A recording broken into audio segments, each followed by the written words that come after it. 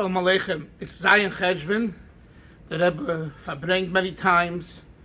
Spoke about the importance of Abbas Yisrael, the fact that we don't ask for rain in Eretz Yisrael until today, because this was the most amount of time that it took someone to walk back from Yerushalayim, from making the pilgrimage, the Aliyah L'Regel, to his house, wherever it was. But on this day, my wife had a miracle, and there's a story with the Rebbe, and I want to share it with people. I think it will be inspirational, and it can be used. Basically, it was 1985, I believe November of 1985, and my wife was pregnant with our oldest child, our only son. Menachem Mendel may be well. He lives in Florida today. And she went to a birthing class. That night, it was Sunday night, 1985. It was Leil Zayin Cheshvan. It was like last night. Today is Zayin Cheshvan Day, the night of Zayin Cheshvan.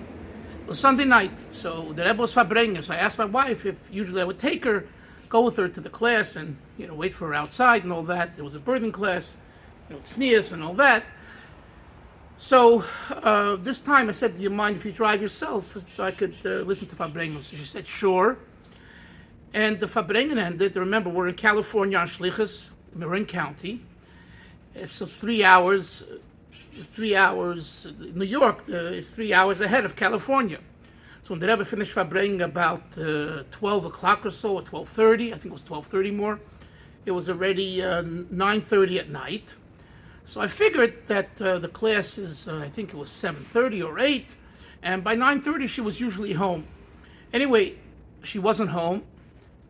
It was 12:30 California time. Verbringing finished already, and I'm waiting. Give it a half hour.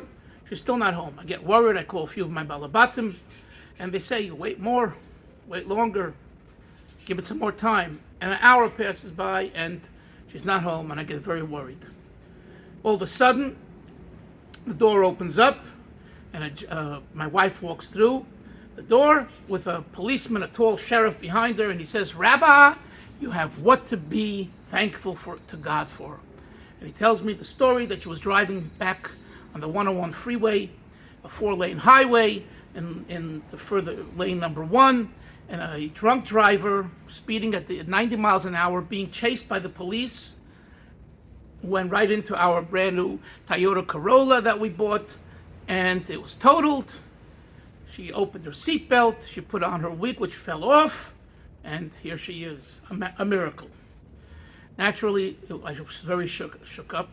And I asked Rabbi Reichik, our mashpia, Rabbi Shmuel David Reichik, Olva Sholem, Shlichus the Rebbe, and the Frierdiker Rebbe to Los Angeles. I asked him, "What's the lesson here? She's a good person. There's obviously lessons." So he said, "Ich weiß nicht, I don't know.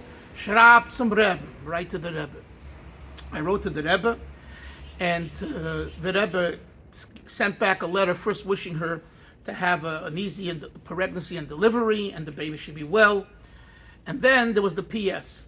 Then the P.S. was Hahira Mahama'ura, the lesson from the episode that you wrote to me about.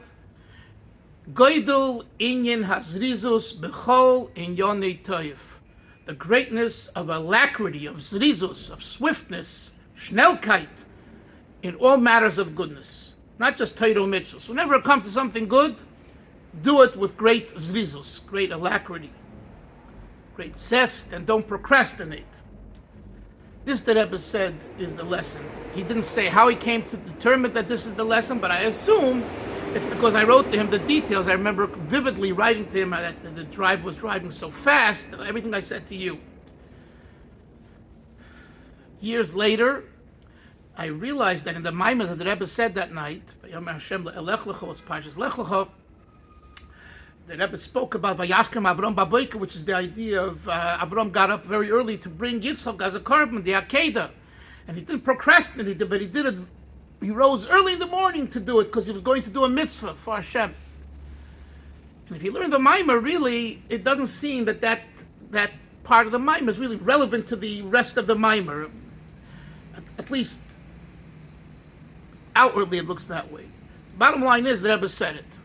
And I realized that what the Rebbe said in the Maimer, Vayashkem Avram Baboike, was the idea of Zrizus, the Kedusha of holiness, which was the prelude for the Zrizus, the Klippa, the Heper, the negative type of quickness of the accident. So the Rebbe, in his Maimer, which he said in New York, before the accident happened, send the refuah kaidem lemaka, the healing before the makkah.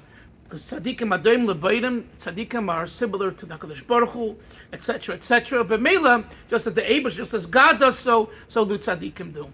We should hayom meil and skaram nasim. These days are remembered, and we need to make. How do we remember them? By nasim, by implementing them.